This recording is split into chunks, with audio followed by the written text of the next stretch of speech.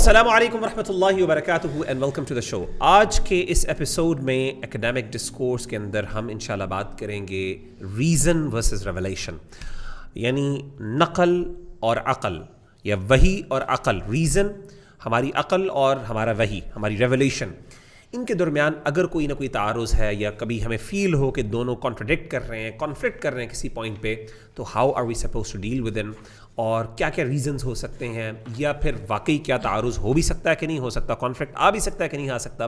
اس حوالے سے آج ہم انشاءاللہ اس شو میں ڈسکشن کریں گے.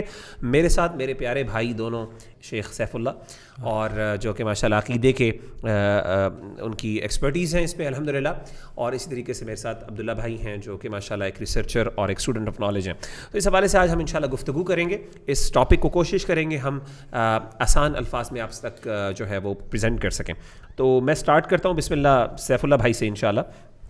سیف اللہ بھائی، وحی یعنی ریولیشن یعنی وحی اور نقل، ان دونوں کے درمیان ظاہر ہم بات کریں گے. تو سب سے پہلے تو آڈینس کے لیے ہم وحی کو ذرا سمجھنا چاہتے ہیں کہ وحی کی حقیقت کیا ہے اور شریعت میں اس کا مقام کیا ہے، کیونکہ جب ہمارے سامنے مقام واضح ہو جائے گا پھر ہمارے لیے ذرا آسان ہوگا کہ ہم دیکھیں گے کہ جو عقل ہے اس کا مقام اور اس کا اسٹیٹس کیا ہے، اور ہم انشاءاللہ اس کو کمپیریزن کر سکیں گے. تو میری ریکویسٹ یہ ہے کہ آپ ذرا اس کی وضاحت کر دیں کہ وحی کی حقیقت کیا ہے اور شریعت کے اندر، یہ اسلام کے اندر اس کا اصل مقام کیا ہے، یہ مسلمان اس کو کس انداز سے دیکھتا ہے. جزاک اللہ خیر. الحمد للہ رب العالمین والصلاة والسلام علی الرسول الامین، اما بعد. قال اللہ تعالی لقد انزلنا الیکم کتابا فیہ ذکرکم افلا تعقلون. وحی در حقیقت اللہ تعالیٰ کی طرف سے بھیجا گیا ایک پیغام ہے، چاہے وہ کسی بھی صورت میں ہو، چاہے وہ کتابی شکل میں ہو یا غیر کتابی شکل میں ہو، چاہے وہ رسولوں کی زبان سے نکلی ہوئی باتیں ہوں، لیکن اللہ نے اس کو وہ پیغام پہنچایا ہو، کسی بھی انداز میں پہنچایا ہو، اس کو وحی کہتے ہیں. اور خاص کر اگر ہم آسان الفاظ میں کہیں تو آج کل ہم الحمدللہ اللہ کے فضل و کرم سے ہم امت محمد سے تعلق رکھتے ہیں. تو رسول اللہ صلی اللہ علیہ وسلم پر صرف قرآن ہی نہیں بلکہ حدیث بھی اتاری گئی. جیسے ہم نے پچھلے ایپیسوڈ میں حجیت حدیث کے متعلق جب بات کی تھی تو اس میں اس کو کھول دیا تھا کہ رسول اللہ صلی اللہ علیہ وسلم پر صرف قرآن ہی نہیں بلکہ حدیث بھی نازل کی گئی تھی. الا انی اوتیت القرآن ومثلہ معہ، جیسے کہ حدیث میں آتا ہے وما ينطق عن الهوى ان هو الا وحی یوحى. تو اس بات سے اور ان دلائل سے واضح ہو جاتی ہے کہ وحی سے مراد ہمارے ہاں اسلام میں خاص کر قرآن اور حدیث ہے. ٹھیک ہے. اور قرآن و حدیث اور وحی کا مقام سب سے اونچا مقام ہے، کیونکہ جب اللہ تعالیٰ نے ہمارے لیے ایک شریعت نازل کی تو وہ کس انداز میں نازل کی، وہ کس انداز میں ہم تک پہنچی، وہ ایک رسول کے ہی طریقے سے ہمارے ہاں تک پہنچی. اور ہمارے لیے یعنی سورس آف نالج اور سورس آف اسلام جو ہے ہمارے لیے گائیڈنس، ہاں، جس کو ہم بولتے ہیں ایک اور انداز میں ہم بول سکتے ہیں کہ تھیوری آف نالج، ہاں، مصادر المعرفہ فی الاسلام. ان میں سے بنیادی جو مصادر اور سورسز ہیں وہ ہے قرآن و حدیث، جس کو ہم وحی کہتے ہیں. اور وحی پر ایمان لانا یہ ہماری ایمان کی بنیادی شرائط میں سے ہے، کنڈیشنز میں سے اور رولز میں سے ہے، جس کے اوپر ہماری اسلام کی بنیاد قائم ہے. تو اس لیے وحی کی بنیادی بات تو یہ ہو گئی. اور دوسری بات جو عقل کے متعلق ہے، عقل کا بھی اپنا بڑا مقام ہے، اس میں کوئی شک نہیں. لیکن عقل کیا ہے؟ عقل ایک مخلوق ہے، اور وحی کیا ہے؟ ایک خدا کا کلام، ورڈ آف گاڈ، اللہ کی طرف سے نازل شدہ ایک پیغام. تو جو مخلوق ہے وہ خالق کے مقام تک نہیں پہنچ سکتا، جو عقل ہے. اور عقل جو ہے وہ وحی کا خادم ہو سکتا ہے، اور وحی کا خادم ہے. اور یہی عقل کے لیے شرف کی بات ہے کہ وہ مخلوق جو عقل کہلاتی ہے وہ خدا کے کلام کی خدمت کر رہی ہے. یہ سب سے بڑی بات ہے. یعنی آپ نے بات کی کہ وحی جو ہے وہ اللہ کی طرف سے کسی بھی پیغام کو کہا جاتا ہے، کسی بھی صورت میں ہو، چاہے وہ قرآن مجید کی صورت میں ہو یا نبی صلی اللہ علیہ وسلم کی سنت یا حدیث کی صورت میں ہو. بالکل اسی طریقے سے آپ نے کہا چونکہ وہ خالق کا کلام ہے، وہ خالق کی طرف سے انسپریشن ہے، یہ ریولیشن ہے، تو اس کا مقام ظاہر ہے وہ خدا کے ساتھ اس کی نسبت ہے. جبکہ مخلوق جو ہے، عقل جو ہے، جو ریزن ہے، ہمارا انٹلیکٹ ہے، وہ بیسکلی کیونکہ مخلوق ہے، اور اس کا شرف اور اس کا آنر اس بات میں ہے کہ وہ جو ہے وہ اللہ کا اس کلام جو ہے اس کی وہ خدمت کرنے والی ہے. جزاک اللہ خیر. میں اس سے اگلی چونکہ ہم نے وحی کی بات کر لی, اب ذرا عقل کی بات کر لیتے ہیں. میں عبداللہ بھائی کی طرف آتا ہوں. عبداللہ بھائی, جس طریقے سے وحی کی حقیقت کے اوپر بات کی, تو عقل کی حقیقت کیا ہے؟ اور وہی والی بات ہے کہ ہمارے ہاں ایک اسکول آف تھاٹ فلاسفرز نے بہت زیادہ عقل کو ویلیو بھی کیا ہے اور ان کی اہمیت بھی بیان کی ہے. تو سوال یہ ہے کہ کیا واقعی عقل کی وہ اہمیت جو ہمارے اسلامک خاص طور پہ فلاسفرز کی بات میں کرتا ہوں, جیسے کہ ابن سینا ہو گئے, رازی ہو گئے, اور اس طرح کے لوگوں نے جو اہمیت اس کو دی ہے, کیا واقعی شرعی نقطۂ نظر سے عقل اس ویلیو پہ بھی ہے, وہ اسٹیٹس بھی رکھتی ہے کہ نہیں رکھتی, اور اس کی ظاہر پھر حقیقت, یہ بھی اس پر بھی وضاحت کر دیجیے. جزاک اللہ مغیرہ بھائی. الحمدللہ والصلاۃ والسلام علی رسول اللہ وعلی آلہ وصحبہ ومن والہ. سب سے پہلے تو عقل کی حقیقت کے بارے میں آپ نے سوال کیا کہ عقل کی حقیقت کیا ہے. تو اگر لغت کے اعتبار سے ہم دیکھیں لنگوسٹیکلی, تو عقل کا جو لفظ ہے اس کا جو روٹ ورڈ ہے وہ عین, قاف اور لام ہے, اور یہ کسی چیز کے روکنے پر دلالت کرتا ہے. کسی چیز کو روکنا, حبس, منع, مختلف طرح کے الفاظ, امساک, مختلف طرح کے الفاظ اس کے لیے استعمال ہوتے ہیں. اور عربی زبان کے اندر کئی طرح سے یہ لفظ اس طرح بھی استعمال ہوتا ہے, جس طرح اقال البعیر کہا جاتا ہے کہ وہ رسی جس سے اونٹ کو باندھا جاتا ہے. اور عقل کو عقل اسی لیے کہا جاتا ہے کہ لأنه يمنع صاحبه عن ما لا يليق, یعنی کہ عقل جو ہے وہ اس شخص کو جس کے اندر موجود ہوتی ہے وہ اس کو ان چیزوں سے روکتی ہے جو کہ اس کے لیے مناسب نہیں ہوتے. یعنی کہ عقل انسان کو بہت ساری ایسی چیزوں سے روکتی ہے, تو اسی لیے عقل کو عقل کہا جاتا ہے. انسان کو سینسیبل, جیسے ہم کہتے ہیں نا, سینسیبل آدمی ہے. بالکل. تو ایسی حرکات یا ایسی اعمال جو کہ انسان کو لائق نہیں ہے, انسان کو یعنی وہ نہیں کرتے, تو ظاہر ہے وہ سے رکتی. یعنی کہ یہی تو وہ چیز ہے جس کی وجہ سے ایک مجنون میں, ایک پاگل شخص میں اور ایک سین اور انسین میں فرق ہوتا ہے. جی. تو یہ تو بات ہے لغت کے حوالے سے. جہاں تک بات ہے کہ اصطلاحاً عقل کی کیا تعریف ہے اور کیا حقیقت ہے, تو سچی بات ہے کہ یہ ایک مشکل سوال ہے. حتیٰ کہ بعض علماء نے یہ بات لکھی ہے کہ لقد کثر الاختلاف فی العقل فی حقیقت العقل حتیٰ قیل ان فیہ 1000 قول. یعنی کہ اس کی تعریف کے اندر تقریباً 1000 کے قریب اقوال موجود ہیں کہ یہ کیا ہے. اس کی ڈیفینیشنز اتنی زیادہ. دراصل اس کی وجہ یہ ہے کہ ایک چیز جتنی زیادہ بدیہی ہوتی ہے اس کی تعریف کرنا اتنا ہی مشکل ہو جاتا ہے. تعریف توضیح الواضحات من اصعب المشکلات. ہاں بالکل. تو جب ایک چیز بہت زیادہ واضح ہوتی ہے نا, تو اس کی تعریف کرنا پھر اتنا ہی مشکل ہو جاتا ہے. وَكَيْفَ يَصِحُّ فِي الْأَذْهَانِ شَيْءٌ إِذَا احْتَاجَ النَّهَارُ إِلَى دَلِيلٍ. تو اس کی اصطلاحی تعریف یا اس کی حقیقت کیا ہے, تو وہ دو چیزیں ہیں بڑی جن کے ذریعے اس کی وضاحت کی جا سکتی ہے. اور مفتاح دار السعادہ میں امام ابن قیم رحمہ اللہ نے یہ بات لکھی ہے کہ عقل سے مراد دو چیزیں ہیں. ایک تو وہ صلاحیت ہے انسان کے اندر جو اللہ رب العزت نے رکھی ہے, جس صلاحیت کے ذریعے ایک عاقل اور ایک غیر عاقل شخص میں فرق ہوتا ہے. پہلی چیز تو یہ ہے. اور دوسری چیز, اس صلاحیت کے ذریعے انسان جو علوم حاصل کرتا ہے, اس صلاحیت کو استعمال کر کے انسان جن معارف کو سیکھتا ہے, جن نتائج تک پہنچتا ہے, اس میں تمام علوم آ جاتے ہیں جو انسانی عقل کا ایک نتیجہ ہیں. یہ سب کے سب بھی عقل کے مدلول میں شامل ہیں. عقل کے اندر یہ تمام چیزیں بھی شامل ہیں. تو یہ وہ دو چیزیں ہیں جو جب ہم عقل کا لفظ استعمال کرتے ہیں تو اس سے مراد یہ چیزیں ہوتی ہیں. ابن تیمیہ رحمہ اللہ نے انہی دو چیزوں کو ذرا اجمال سے تفصیل کی طرف منتقل کیا ہے, اور انہوں نے 4 چیزوں میں اس کو تقسیم کیا ہے. لیکن بہرحال اس کو ہم چھوڑتے ہیں. دوسرا سوال جو آپ نے کیا وہ عقل کی اہمیت کے حوالے سے تھا. آپ کے سوال کے 2 حصے ہیں. پہلا سوال تو آپ کا یہ تھا کہ عقل کی اہمیت کیا ہے, اور دوسرا سوال جو تھا وہ تھا کہ فلاسفہ نے جو عقل کو اہمیت دی ہے, کیا واقعی شرعی نقطۂ نظر میں عقل کی وہ اہمیت اور عقل کا وہ مقام ہے.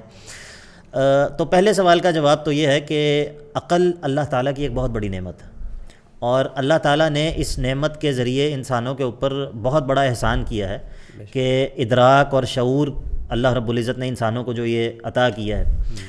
تو اس نعمت کو اللہ رب العزت نے جگہ جگہ اس نعمت کے استعمال کرنے کا بھی حکم دیا ہے.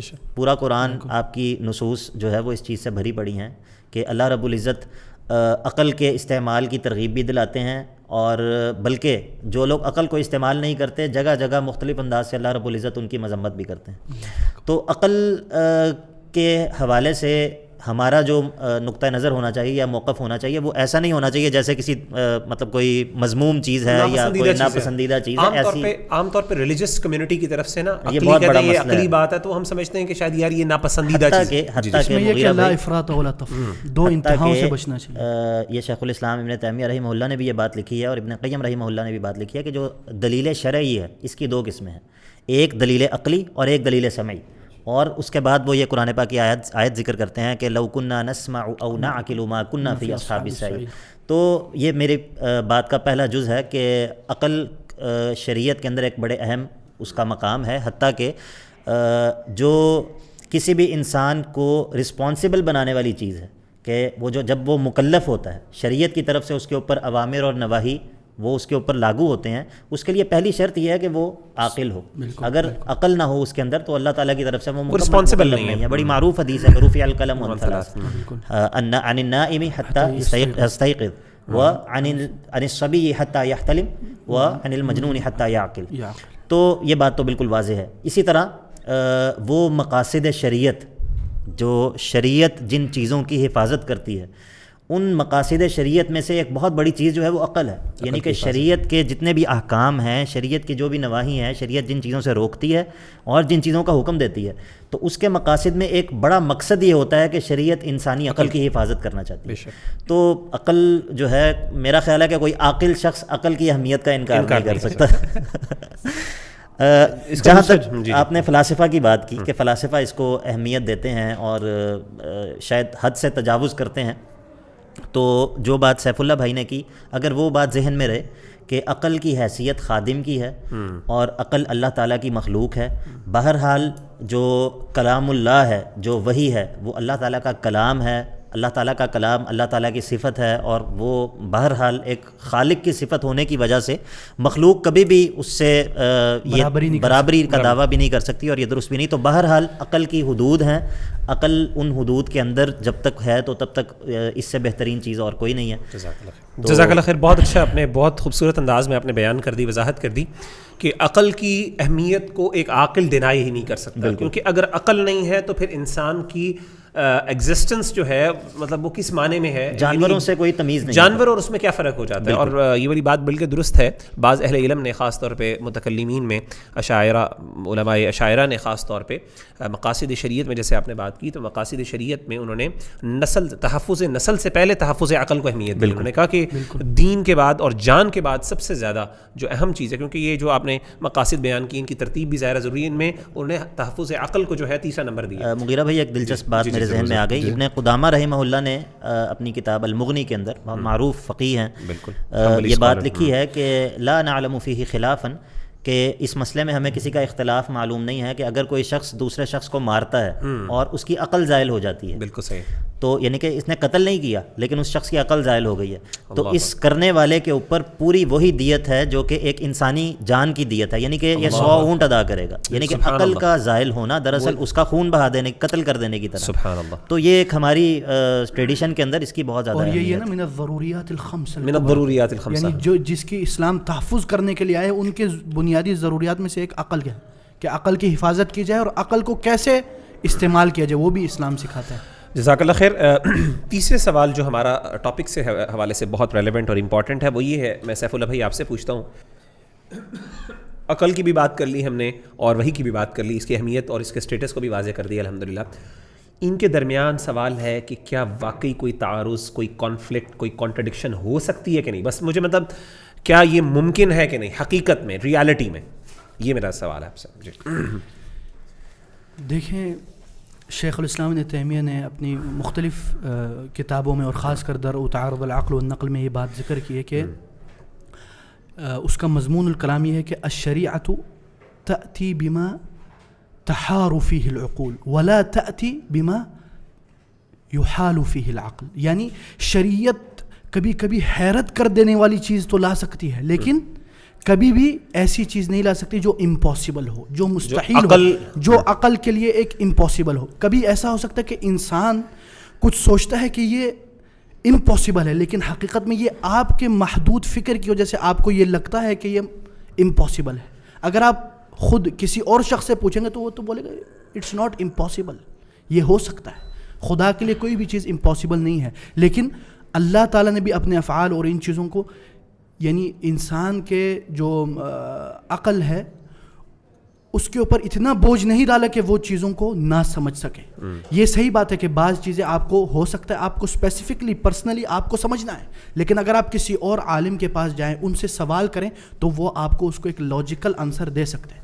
تو یہ پہلی بات ہوگی. دوسری بات یہ ہے کہ دیکھیں ایک اور بات ہے کہ شیخنا فضیلت الشیخ عبدالعزیز الطریفی فرماتے ہیں, اپنی ان کی ایک بہترین کتاب ہے عقل پہ, اس میں کیا فرماتے ہیں, میں آپ کو کوٹ دے دیتا ہوں. بولتے ہیں النفس تتمنى والعقل يقيدها والوحي ينير طريق العقل هكذا تسير قافلة الحق وأي اختلال أو تبادل مراكز بين هذه الثلاث انحراف عن الطريق الصحيح. اس کا کیا مطلب ہے؟ بولتے ہیں کہ نفس جو نفس انسانی ہے وہ خواہش کرتا ہے چاہے وہ جائز ہو یا ناجائز ہو. پھر کیا ہوتا ہے؟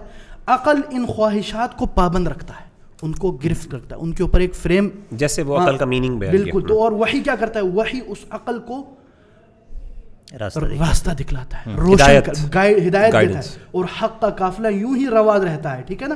اس تینوں میں سے کوئی بھی خلل پڑ جائے, کسی کو آپ تھوڑا زیادہ مقام دے دیں یا کسی کو تھوڑا کم دے دیں تو کیا ہو جائے گا؟ تو آپ راستے سے بھٹک جائیں گے. یعنی آپ نے ایک جو ہے نا عدل کرنا ہے, ہر چیز کو اپنی جگہ پہ رکھنا ہے, اور عقل ایک انسان کو مضمون چیزوں سے روکتی ہے, لیکن اس عقل کی جو رہنمائی ہے وہ شریعت کرتی ہے, وہ وہی کرتی ہے, اور ان کو وہ مقامات جو آپ دیں گے, جیسے میں نے پہلے بھی بتایا آپ کو, عقل کیا ہے؟ مخلوق. اور مخلوق کس کے انڈر ہوگا؟ خالق کے انڈر. بس. تو اب مخلوق خالق سے باہر نہیں نکل سکتا. اگر آپ مخلوق کو خالق کا درجہ دیں گے تو کیا ہوگا؟ تو یہ تو ہم یہ تک کہہ سکتے ہیں گمراہی کی طرف. یعنی آپ کی جو انڈرسٹینڈنگ, جو بات آپ نے کی, آپ نے یہ کہا کہ میرا سوال یہ تھا کہ کیا وحی اور عقل کے مابین حقیقی تعارض ہو سکتا ہے کہ نہیں. آپ نے کہا نہیں ہو سکتا. اگر لگ رہا ہے تو وہ کسی ایک بندے کی ہو سکتا ہے کم فہمی ہو, اس کو لگ رہا ہو کہ جیسے کہ یہ جو ہے نا تعارض ہے, کانفلکٹ ہے اس میں, لیکن حقیقت میں وہ چیز نہیں ہو سکتی. بالکل. دیکھیں نا جب کیوں نہیں ہو سکتی؟ سوال کیا, ہاں میں بتاتا ہوں.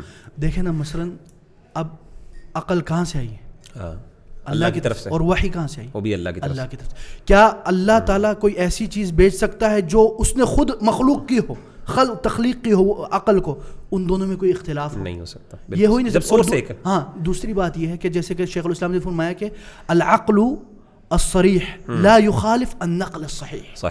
یعنی آپ جب سوچے بھی تو صحیح طریقے صحیح سوچے, ایز لانگ ایز آپ کی تھنکنگ اسٹریٹ ہے تو پھر وہ وہی کے خلاف نہیں ہو سکتی. اور دوسری بات کیا ہے, جو آپ نقل لا رہے ہیں, جو قرآن یا جو حدیث لا رہے ہیں, وہ اوتھینٹک ہونی چاہیے. ہم لوگ کیا کرتے ہیں, کبھی کبھی ضعیف احادیث لے آتے ہیں یا من گڑھ احادیث, موضوع احادیث, اور اس پہ پوری بلڈنگ کھڑی کر دیتے ہیں. پھر بعد میں جب ہم تفتیش کرتے ہیں, تحقیق کرتے ہیں, تو پتہ چلتا ہے یار آپ کی بلڈنگ کی بنیاد ہی کمزور ہے, تو بلڈنگ کی کیا بات ہے. یعنی میں نے بھی دیکھا ہے کہ ہمارے ہاں کچھ لوگ جو اسلام پر اعتراضات کرنے والے ہیں, ان کے پاس صحیح احادیث سے وہ اتنا کچھ نکال نہیں سکتے. وہ عام طور پہ ان کا انحصار جو ہے فیبریکیشنز کے اوپر یا موضوعات یا من گھڑت چیزوں کے اوپر ہوتا ہے, ان کی بنیاد پہ وہ تنقید کرتے ہیں اسلام کے اوپر. جزاک اللہ خیر. میں آتا ہوں عبداللہ بھائی کی طرف. عبداللہ بھائی, بات ہوگی ماشاءاللہ کہ حقیقت میں تعارض نہیں ہو سکتا, خاص طور پہ کیونکہ سورس ایک ہے نا, اور اگر ہے بھی تو وہ ایک ہمیں ظاہری نظر آ رہا ہے. میرا سوال یہ ہے کہ بعض اوقات حقیقت میں دیکھیں, اصولی بات تو ٹھیک ہے, لیکن ہمیں نظر آتا ہے, رائٹ, ہمیں نظر آتا ہے, عملی طور پہ ہمارا سامنا کرنا پڑتا ہے, اور ہم خود دیکھتے ہیں صحیح نیت کے باوجود اور اپنی پوری کوشش اور جہد کے باوجود ہمیں نظر آتا ہے. تو وہ کیوں نظر آتا ہے؟ وہ کیا ریزنز ہیں اس بات؟ کیا ہماری کمی ہے یا پھر کیا اللہ نے بنایا ہی ایسا ہے؟ مطلب کیا اس کے بارے میں حقیقت کیا ہے؟ جزاک اللہ. مغیرہ بھائی, اس سوال کا کافی سارا جواب تو سیف اللہ بھائی نے ہی اپنے جواب کے اندر دے دیا ہے, لیکن ظاہری تعارض کی بڑی وجوہات کیا ہیں جو ہمیں نظر آتا ہے؟ اس میں بنیادی طور پہ 4 چیزیں ہو سکتی ہیں جس کی وجہ سے یہ بادی النظر میں ایسا لگتا ہے کہ وہی کچھ کہہ رہی ہے اور عقل جو ہے وہ کچھ اور کہہ رہی ہے. اور جب ہم وہی, سوری میں بات کاٹ رہا ہوں آپ کی, وہی سے مراد ہم وہ کہہ رہے ہیں اوتھینٹک ریویلیشن پروون, اور جب ہم عقل کی بات کر رہے ہیں تو ہم وہ کہہ رہے ہیں کہ عقل صریح سلیم, یعنی ایسی عقل جس میں کوئی کجی وغیرہ نہیں ہے, کمی نہیں ہے. یہ جب ہم بادی النظر میں دیکھتے ہیں تو ایسے لگتا ہے کہ وہی تو کچھ اور کہہ رہی ہے اور عقل کچھ اور کہہ رہی ہے. تو اس کی 4 جو وجوہات ہیں نا, ان میں سے پہلی وجہ یہی ہے جس کی طرف آپ نے اشارہ کیا ہے کہ ممکن ہے کہ یہ وہی اوتھینٹک نہ ہو, ٹھیک ہے. اور یعنی کہ جس بات کو آپ اللہ کی طرف یا اللہ کے رسول علیہ الصلوۃ والسلام کی طرف منسوب کر رہے ہیں یہ در حقیقت ان سے ثابت ہی نہ ہو. بے شک. تو اگر ایسی صورت ہو تو یہ تعارض تو پھر تعارض ہے ہی نہیں. دوسری صورت یہ ہو سکتی ہے کہ وحی کی نسبت اللہ اور اس کے رسول کی طرف یہ تو درست ہے, لیکن ہم جس چیز کو سمجھ رہے ہیں کہ یہ عقل سے تعارض ہے, یہ دراصل تعارض نہ ہو. اس کی مثال جس طرح سیف اللہ بھائی نے شیخ الاسلام کی عبارت پیش کی کہ الشریعۃ لا یأتی بمحالات العقول, شریعت کبھی بھی ایسی چیزوں کا حکم نہیں دیتی یا شریعت کبھی بھی ایسی خبر نہیں دیتی جو کہ عقل جس کو محال سمجھتی ہو, عقل کی نظر میں وہ چیز ناممکن ہو. بل یأتی بمحارات العقول, بلکہ شریعت کبھی کبھی ایسی چیزوں کے بارے میں خبر دے دیتی ہے جو کہ عقل کو حیران کر دینے والی ہوتی ہیں. اس کی بڑی آسان مثال یہ ہے کہ آج ہم جن گیجٹس کو استعمال کرتے ہیں, آپ ان گیجٹس کو 500 سال پیچھے کے کسی آدمی کے پاس لے جائیں اور اس کو آپ بتائیں کہ یہ ایک موبائل ہے, اس کو موبائل کہتے ہیں, اور اس کے ذریعے میں ابھی بات کروں گا اور میں امریکہ میں بیٹھے ہوئے ایک شخص سے بات کروں گا.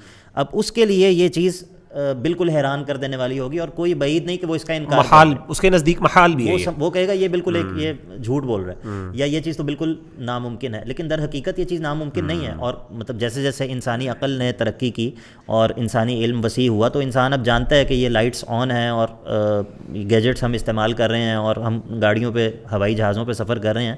تو یہ سب چیزیں 500 سال پہلے کے کسی بندے کے لیے اگرچہ بادی و نظر میں اس کو یہ لگتا ہے کہ یہ تو بالکل ناممکن ہے, لیکن در حقیقت یہ چیزیں ناممکن نہیں ہیں. تو یہ ہو سکتا ہے کہ ہم ایک چیز کو سمجھ رہے ہوں کہ یہ عقلی طور پہ ناممکن ہے لیکن وہ عقلی طور پہ ناممکن نہ ہو. دوسری وجہ یہ ہو سکتی ہے. جہاں تک تیسری وجہ کا تعلق ہے تو بعض دفعہ یہ ہوتا ہے کہ انسان وحی سے جو بات سمجھ رہا ہوتا ہے وہ بات غلط ہوتی ہے. وہی غلط نہیں ہوتی, لیکن وہی کی دلالت, میں جو وہی سے سمجھ رہا ہوں میں اپنی اس سمجھ میں مختی ہوں, اس سمجھ میں مجھے غلطی لگ رہی ہے. مثال کے طور پہ ایک بندہ سورہ کہف پڑھتے ہوئے آیت پڑھتا ہے کہ سورج وتغرب فی عین حمیۃ, سورج کو ذوالقرنین نے دیکھا کہ وہ ایک پانی کے تالاب کے اندر غروب ہو رہا تھا. اب اگر اس سے وہ یہ فیصلہ کر لے کہ بھائی میں نے تو قرآن میں پڑھا ہے کہ سورج مغرب کے وقت جب غروب ہوتا ہے تو پانی کے ایک تالاب کے اندر غروب ہوتا ہے, اب یہ قرآن کی نص ہے اور جو اس کا انکار کرے وہ قرآن کی نص کا انکار کر رہا ہے. تو اس کو آپ کیا کہیں گے؟ اس کو یہی کہا جائے گا کہ بھائی آپ اس قرآن کی نص سے جو مفہوم سمجھے ہیں دراصل اس فہم کے اندر آپ کو غلطی لگی ہے. قرآن کی نص بالکل حقیقت ہے لیکن اس کا جو فہم آپ نے لیا ہے اس فہم کے اندر آپ کو غلطی لگی ہے. تو بعض دفعہ ایسا بھی ہوتا ہے کہ قرآن سے کوئی بندہ فلیٹ ارتھ کے اوپر استدلال کر رہا ہے یا مختلف طرح کے استدلال ہوتے ہیں تو وہ وحی میں غلطی نہیں ہوتی, وحی کی دلالت کے اندر اس کو غلطی لگ رہی ہوتی ہے, وحی کا درست فہم تک پہنچنے میں اس بندے کو غلطی لگ رہی ہوتی ہے. اسی نقطے کو میں ایڈیشن کروں یہاں پہ, امام ابن تیمیہ رحمہ اللہ نے اپنے مقدمہ میں بیان کیا کہ بعض لوگ دلیل میں غلطی کھاتے ہیں, بعض مدلول میں غلطی کھاتے ہیں. تو یہ ایسا ہی ہے کہ مدلول یعنی وہ جو مفہوم آپ ڈرائیو کر رہے ہیں, جو امپلائڈ میننگ ہے اس کے اندر غلطی ہے. تو بعض لوگ دلیل کو وہ غلط دلیل لے کے آ رہے ہیں یا پھر ان کو وہ دلیل نہیں ملی صحیح طرح, وہاں پہ غلطی کھا رہے ہیں. تو یہ دونوں ریزنز خاص طور پہ وجہ بنتی ہیں تعارض کی. تو یہ 3 چیزیں ہو گئیں. اور چوتھی چیز یہ ہو سکتی ہے کہ بعض دفعہ وہی بھی ثابت ہوتی ہے, درست ہوتی ہے, اور وہی سے جو مفہوم انسان سمجھ رہا ہوتا ہے وہ مفہوم بھی درست ہوتا ہے, لیکن انسان جس عقلی دلیل کے ساتھ اس کا معارضہ کر رہا ہوتا ہے اور انسان سمجھ رہا ہوتا ہے کہ جس لاجیکل آرگومنٹ سے انسان سمجھ رہا ہوتا ہے کہ کانٹرڈکشن آ رہا ہے وہ ساؤنڈ ریزن نہیں ہوتی, یعنی کہ وہ عقل صحیح نہیں ہوتی. عقل صحیح سے مراد وہ چیزیں ہیں کہ جو اسٹیبلشڈ چیزیں ہوں, کہ جو سب عقلاء کے نزدیک, سب لوگوں کے نزدیک متفق علیہ ہو کہ یہ چیز واقعی عقلاً یہ چیز اسی طرح ہے. بہت ساری چیزیں ہیں, مثلاً کل جو ہے وہ ہمیشہ جز سے بڑا ہوتا ہے, اس کے اوپر کوئی انسان بھی اس سے اختلاف نہیں کر سکتا, اور 1 اور 1 2 ہوتے ہیں. اس طرح بہت ساری چیزیں ہیں جو کہ تمام عقلاء کے نزدیک, سب انسانوں کے نزدیک بالکل اسٹیبلشڈ ہیں, ان کے اندر کوئی اختلاف نہیں. تو ساؤنڈ ریزننگ ہو اور اس کے مقابلے میں ایسی وحی ہو جو کہ اوتھینٹک ہو, اور اس وحی سے جو مفہوم آپ لے رہے ہیں وہ مفہوم بھی درست ہو, تو یہ ممکن نہیں ہے کہ ان دونوں کے درمیان کوئی تعارض ہو یا ان دونوں کے درمیان کوئی ٹکراؤ ہو. یعنی بہت خوبصورت انداز میں آپ نے 4 ریزنز بیان کیے. پہلا reason, correct me if I am wrong, آپ نے بیان کیا کہ بعض اوقات وہی جس پر آپ انحصار کر رہے ہوتے ہیں وہ وہی ثابت ہی نہیں ہوتی, ٹھیک ہے نا, وہ اس میں غلطی ہوتی ہے, عدم صحت النقل. دوسری چیز آپ نے بیان کی کہ بعض اوقات یہ ہے کہ میننگ وہی تو ٹھیک ہوتی ہے لیکن اسے فہم میں غلطی کھا رہے ہوتے ہیں. ہاں جی. تیسری آپ نے یہ بیان کی کہ جس چیز کو آپ سمجھ رہے ہوتے ہیں یعنی جس چیز کو آپ سمجھ رہے ہوتے ہیں درست وہ اسٹیبلشڈ رول نہیں ہوتا ایسے ہی. اور چوتھی چیز محالات العقول و محارات العقول. جی بعض چیزیں شریعت کے اندر وہ حیرت کے لیے ہوتی ہیں, وہ ابھی ہمیں لگ رہی ہوتی ہیں لیکن حقیقت میں وہ یعنی کہ عقلی طور پہ وہ امپاسبل چیز نہیں ہوتی نہیں, لیکن عقل کے لیے ایک حیران کن ہوتی ہے. ایک بڑا زبردست جملہ مجھے یاد آ گیا, ایک کتاب ہے انکار حدیث سے انکار قرآن تک, سید عبدالسلام رستمی رحمہ اللہ کی, اور دارالسلام نے اس کو چھاپا ہے. اس کے شروع میں انہوں نے ایک بڑا دلچسپ جملہ لکھا ہے. وہ کہتے ہیں کہ عقل سے کسی چیز کا ماورا ہونا اور خلاف عقل ہونا, ان دونوں چیزوں میں فرق ہے. یعنی کہ ممکن ہے ایک چیز میری عقل سے بلند ہے, میں سمجھ نہیں پا رہا, لیکن یہ ضروری نہیں کہ وہ میری عقل کے خلاف ہے, عقل کے خلاف. بہت خوبصورت بات کی. اس میں سیف اللہ بھائی آپ کی طرف آتا ہوں کہ جزاک اللہ آپ نے اسباب بیان کر دیے. اب یہ اس مسئلے کا حل کیا ہے, مطلب اگر نظر آتا ہے تو کیا رہنمائی ہمیں شریعت سے ملتی ہے کہ ہم اس تعارض کو, اس کانفلکٹ کو کس طریقے سے حل کریں؟ جی اس مسئلے کا یہ ہے التسلیم للہ, یعنی اللہ کے مسلمان کا کیا مطلب ہے, یعنی اللہ تعالیٰ نے جو کہا یا رسول اللہ صلی اللہ علیہ وسلم نے جو کہا اس کے سامنے سر تسلیم خم کر دے, جیسے کہ صحابہ نے کیا. یعنی ابھی آپ ذرا یہ منظر دیکھیں نا کہ رسول اللہ صلی اللہ علیہ وسلم قریش کے پاس آئے اور بولا میرا اسراء و معراج ہوا.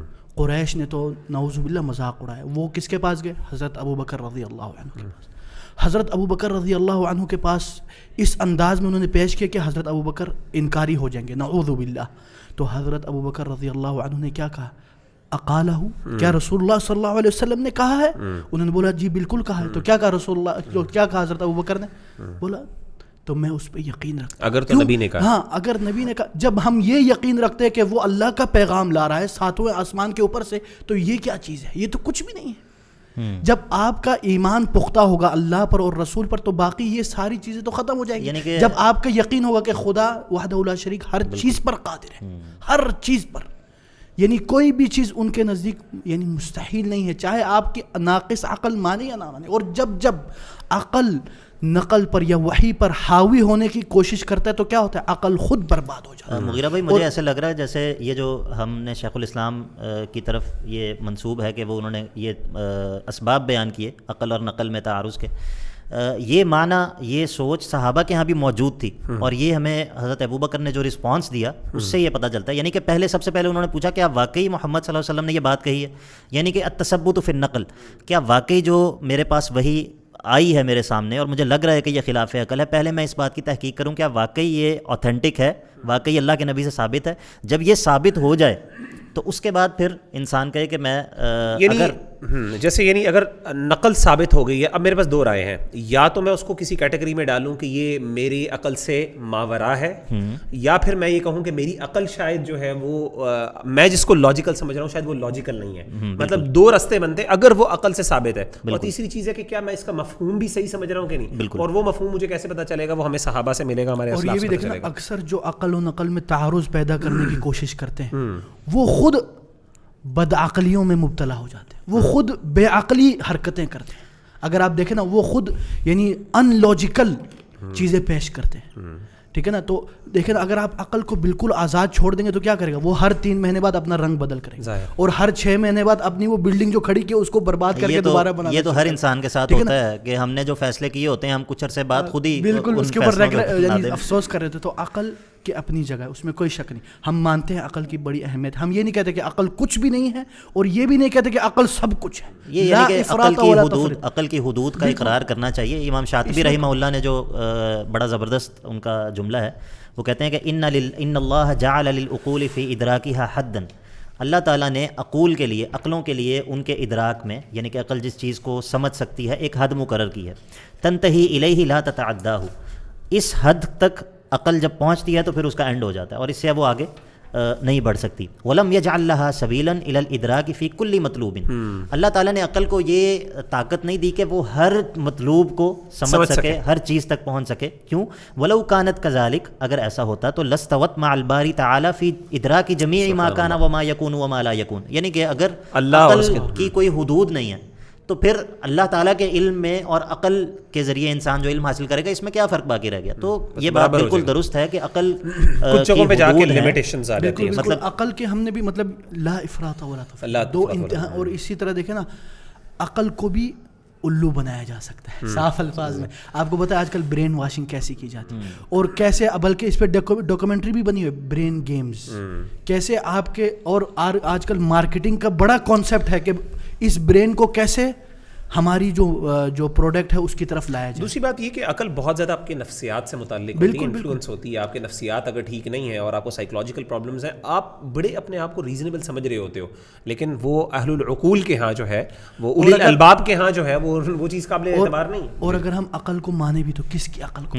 رچرڈ ڈاکنز کی عقل کو مانے. امام مالک نے یہ بات کہی تھی کہ اگر تم عقل کی بات کرتے ہو تو پھر کس کی عقل؟ غیر منضبط چیز ہے. بالکل, یعنی کہ اس کو ہم کسی چیز کو پرکھنے کے لیے مطلب خاص طور پہ وحی کو پرکھنے کے لیے معیار نہیں بنا سکتے, کیونکہ جو چیز غیر منضبط ہے, مختلف ہے, سب سے بڑی بات ہے مختلف ہے نا, مطلب اس کی لمیٹیشن, پہلی بات ہے لمیٹیشنز ہیں, ایک حد سے زیادہ ادراک نہیں کر سکتی. دوسری بات ہے اختلاف بہت زیادہ ہے, یعنی کوئی ایک اسٹینڈرڈ کرائیٹیرین مقرر نہیں کیا جا سکتا. خود مختلف ہے. جو بولتے ہیں کہ ہم عقل والے وہ خود مختلف ہیں, یعنی وہ اسٹیبلشڈ پرنسپلز بھی اگر آپ بات کریں عقول جو اپنے عقل سلیم کی بات کریں, بہت تھوڑے لوگ ہیں, بہت تھوڑے وہ چیزیں, چند چیزیں ہیں, اور جس کو قرآن نے بھی اس بات کیا جن چیزوں کا, اور وہ چیزیں مانی گئی ہیں. اس کے علاوہ آپ ہر چیز پہ عقل اہل عقول یا اولی الالباب جو ہیں وہ اکٹھے نہیں ہو سکتے. بالکل. تو کسی نہ کسی جگہ جا پہ چونکہ اختلاف ہو جاتا ہے اس لیے کرائٹیریا نہیں بنایا جاتا. تو ہدایت کا سرچشمہ اللہ نے وہی کو بنایا, عقل کو نہیں بنایا. اگر عقل کو بنا دیا جاتا پھر دنیا کے اندر جتنے 73 فرقے تو نبی صلی اللہ علیہ وسلم نے کہہ دیے تھے, اس کے بعد اگر عقل کو آپ بنا دیتے تو پھر وحی کی ضرورت ہی نہ, وحی کی ضرورت نہ رسولوں کی ضرورت, نہ پیغمبر کی, نہ کتابوں کی. اور سب سے بڑی بات ہے نبی کو وحی کی ضرورت نہ ہوتی. نبی سے بڑا عقل مند کون ہو سکتا ہے؟ جب نبی کو تابع بنایا وحی کے, تو اس کے جب نبی محتاج ہے, جیسے کہ اللہ تعالیٰ نے اس معنی کو اس طرح بیان کیا ہے کہ وَإِذَا جَاءَتْهُم مِّنْ آيَةٍ قَالُوا لَن نُّؤْمِنَ حَتَّىٰ أُوتِيَ مِثْلَ مَا أُوتِيَ رُسُلُ اللَّهِ. یعنی کہ جب بھی ان کے پاس کوئی آیت آتی ہے, اللہ تعالیٰ کی طرف سے کوئی نشانی آتی ہے, تو یہ کہتے ہیں کہ لن نؤمن, ہم تو ایمان نہیں لائیں گے, حتیٰ نؤتی مثل ما اوتی رسول اللہ, یعنی کہ جب تک ہمارے اوپر بھی وحی نہیں ہوگی تب تک ہم, اللہ اعلم حیث یجعل رسالتہ, اللہ تعالیٰ جانتا ہے کہ, یعنی کہ اگر ہر انسان کی عقل کو مستقل اتنی اختیار ہوتا کہ وہ خیر اور شر کا تعین بھی کر سکتی, اس کی تعین بھی کر سکتی اور اس کو پہچان سکتی, تو وحی کی ضرورت ہی کل عدم ہو جاتی, رسول کی ضرورت ہی کل عدم. نبی کو اللہ نے, نبی کی ذات کو, نبی صلی اللہ علیہ وسلم نے کہا وَوَجَدَكَ ضَالًّا فَهَدَىٰ, رہنمائی اللہ نے وحی کے ذریعے کی نا. تو یعنی نبی صلی اللہ علیہ وسلم بھی اگر اللہ کی طرف سے وحی نہیں ہوتی, ہدایت اور رحمت نہ ہوتی, آپ صلی اللہ علیہ وسلم ٹھیک ہے, آپ صلی اللہ علیہ وسلم برائی کی طرف نہ جاتے, وہ آپ صلی اللہ علیہ وسلم نے اپنے آپ کو پہلے بھی محفوظ رکھا, شرک آپ نے نہیں کیا الحمدللہ, کبھی آپ نے اس طرح کے گناہوں کے اندر کبھی آپ نہیں مبتلا ہو, ہم نہیں ایکسپیکٹ کر سکتے. لیکن کیا نبی اس گائیڈنس کو بھی پہنچ جاتے جو اللہ کی مطلوب ہے؟ وہ بھی نہیں پہنچ سکتے, جیسے کہ قرآن مجید نے کہا کہ اللہ کی رحمت تھی کہ اللہ نے انبیاء کو جو ہے وہ گائیڈ کیا. ما کنت تدری ما الکتاب ولا الایمان. جزاک اللہ خیر. اور عقل کو استعمال کرنا بھی چاہیے, بالکل ٹھیک ہے نا. جیسے ہم لوگوں نے بتایا کہ عقل مندوں کی اللہ نے بڑی تعریف, بہت تعریف کی, اور ہر جگہ عقل استعمال کرنے کی بات کی ہے. اس کا یہ مطلب نہیں کہ آپ اس کو بہت زیادہ وہ کر لیں. اور فاسألوا اہل الذکر ان کنتم لا, اگر آپ کو کوئی چیز ماورا لگتی ہے یا آپ کے عقل میں سمجھ نہیں آ رہی, آپ علماء سے پوچھیں. الحمدللہ آج کل علماء ماشاءاللہ بیٹھے ہوئے آپ کے لیے, آپ جائے تو صحیح, ہر سوال کا جواب ہے الحمدللہ, لیکن آپ صحیح سوال صحیح بندے سے پوچھیں. ہر ایرے غرے سے پوچھیں گے تو وہ تو پھر آپ کو کنفیوز کر دیں. بالکل. میرا خیال ہے بات کو کنکلوڈ کرتے ہیں. آخری آپ کے انشاءاللہ اس سوال سے کچھ 2-3 کوئی اپنی کنکلوڈنگ ریمارکس دینا چاہتے ہیں تو بسم اللہ. کنکلوڈنگ ریمارکس تو تفصیلی بھی ہو سکتے ہیں. دراصل میں یہ بات کرنا چاہ رہا تھا کہ اس مسئلے کی ابتدا ہماری اسلامی ٹریڈیشن میں کیوں ہوئی ہے اور کیسے ہوئی ہے. دراصل اختصار کے ساتھ ہمارے یہاں پر ہماری اسلامی ٹریڈیشن میں جو یہ مسئلہ شروع ہوا ہے, کھڑا ہوا ہے, اس کا اس کی بنیاد جو ہے وہ اللہ تعالیٰ کی صفات کا مسئلہ ہے. اصل میں جب فلسفہ, یونانی فلسفہ ہمارے عربی زبان میں ٹرانسلیٹ ہوا ہے عباسی دور میں, اور یہ بحثیں جو ہیں وہ ہماری علمی حلقوں کے اندر شروع ہوئی ہیں, تو تب بعض لوگوں کو یہ چیز محسوس ہوئی کہ اللہ تعالیٰ کی صفات کو اگر ہم اسی طرح تسلیم کر لیں جس طرح کتاب و سنت کی نصوص کے اندر ہیں, تو وہ الہ کا تصور جو ہمیں ہماری عقل سے سمجھ آتا ہے اس کے ساتھ تو یہ بڑا کنٹرڈکشن آ جائے گا. تو وہاں سے پھر یہ مسئلہ شروع ہوا کہ ہم ان نصوص کو جو کہ اللہ تعالیٰ کی صفات کے بارے میں ہیں ان کو ہم کس طرح اس عقل کے مطابق کریں، ان لائن کریں کہ جو ہماری عقل، ہمارا جو تصور الہ ہے وہ بھی سلامت رہے اور ہم ان نصوص کو بھی تسلیم کر لیں اور ان کا انکار بھی ہمیں نہ کرنا پڑے. تو بیسیکلی یہ مسئلہ یہاں سے شروع ہوا ہے. اور پھر اس مسئلے کو سیدھا کرنے کے لیے اور اس مسئلے کو سلجھانے کے لیے لوگوں نے پھر بہت سارے راستے اختیار کیے ہیں. ہر گروہ کے پھر اپنا اپنا منہج ہے اور ہر گروہ کا اپنا اپنا مسلک ہے. تو بنیادی طور پہ ہماری اسلامی ٹریڈیشن کے اندر یہ مسئلہ یہاں سے شروع ہوا. جزاک اللہ خیر. جی سیف اللہ بھائی، اس میں کچھ آپ آخری کلمات؟ آخری بات یہ ہے کہ اکثر جو شکوک و شبہات میں مبتلا ہوتے ہیں نا، اور جو زیادہ عقل کو اپنے مقام سے زیادہ استعمال کرتے ہیں، ان کا کیا انجام ہوتا ہے. جیسے کہ شیخ الاسلام ابن تیمیہ نے فرمایا اپنی کتاب میں، کان یقول اکثر الناس شکا عند الموت اصحاب الکلام. جب موت قریب آ جاتی ہے، جو اصحاب الکلام سب سے زیادہ جو ہے نا اللہ کے ایمان کے بارے میں شک میں مبتلا ہوتا ہے. اور اسی طرح آپ کو پتا ہوگا جو امام فخر الدین الرازی جو معروف ہیں، ان کے بارے میں بھی کہا جاتا ہے کہ آخر میں جب وہ فوت ہو رہے تو اس نے بولا، کیا بولا، انا اموت علی دین العجائز، بوڑھی عورتوں کے جو دین ہے. اور اسی طرح ان کا معروف شعر ہے، نہایت اقدام العقول اقال واکثر سعی العالمین ضلال. اور بہت لمبا شعر ہے. اور اس کے بارے میں فرماتے ہیں کہ لقد تأملت الطرق الكلامية والمناهج الفلسفية فما رأيتها تشفي عليلا ولا تروي غليلا. ٹھیک ہے، یعنی میں نے زندگی بھر اصحاب الکلام، علم الکلام، فلسفہ، لاجک، سارے راستے دیکھے، ہر اس میں غرق ہو گئے تھے، لیکن اس کا کوئی فائدہ نہیں. آ جا کے پھر ایمان اسی پر ہوا جو وہ بوڑھی عورتوں کا جو اللہ کے قرآن پر ایمان ہے. تو ایمان تو وہی، یعنی ان ادر ورڈز اگر ہم اس بات کو انشاءاللہ آخری ریمارک سے میں کنکلوڈ کروں تو وہ یہ والی بات ہے کہ بہرحال وہی جو ہے وہ گائیڈنس ہے. ریولیشن سے آپ اپنے آپ کو ماورا نہیں کر سکتے. ریولیشن کی آپ اس کی احتیاج ختم نہیں کر سکتے، اس پر ڈپینڈنسی آپ ختم نہیں کر سکتے. اور آ جا کے جتنے بڑے بڑے عقلاء اور فلاسفہ نے اپنی ساری کوششیں کر لیں، امام فخر الدین رازی ہو گئے، امام غزالی جیسے بڑے بڑے لوگ جو ہیں جو عقلاء کے اندر اپنا نام رکھنے والے تھے، انہوں نے بھی آگے کہا کہ ہم نے آ جا کے گائیڈنس جب ملی تو ہمیں نبی صلی اللہ علیہ وسلم کی سنت اور قرآن مجید اللہ تعالیٰ کے کلام میں ملی. تو اس کے ساتھ ہم انشاءاللہ اپنے اس ایپیسوڈ کو کنکلوڈ کرتے ہیں. جزاک اللہ خیرہ. ملتے ہیں اگلے ایپیسوڈ میں. السلام علیکم ورحمۃ اللہ وبرکاتہ.